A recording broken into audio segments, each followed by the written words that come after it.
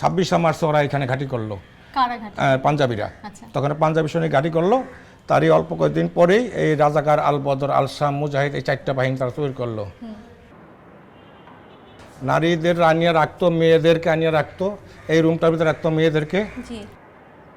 এইটার ভিতরে রাখতো, এইটার ভিতরে মারধর করতো, নির্যাতন খানা ইয়া ছিল এইটা। যারা এই কাজে রাজি না তাদেরকে জোরপূর্বকভাবে এই স্তন কাইটা, এই স্তন দিয়ে ফুটবল খেলতো, তখন মেয়েরা দফায় পরে মরে যেত।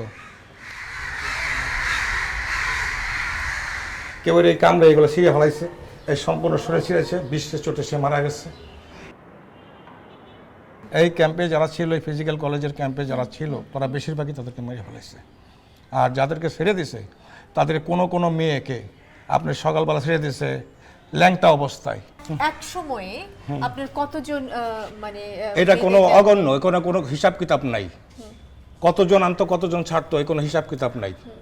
15ই ডিসেম্বরের দিন আল বদর, রাজাকার, আল শাম, মুজাহিদ, এই 4টা বাহিনীর এই দাড়িগুলা কাইটা, চুলগুলা কাইটা তারা এই কলেজ থেকে চলে গেছে, ফালাইয়া দিয়া সব পালাইয়া, লুঙ্গি পরিয়া পালাইয়া চলে গেছে। তারা মাথার চুল কেটে গেছে, দাড়ি কেটে গেছে, সব চলে গেছে। তারা সাধারণ মানুষ হয়ে তারা বেরিয়ে গেছে এখান থেকে।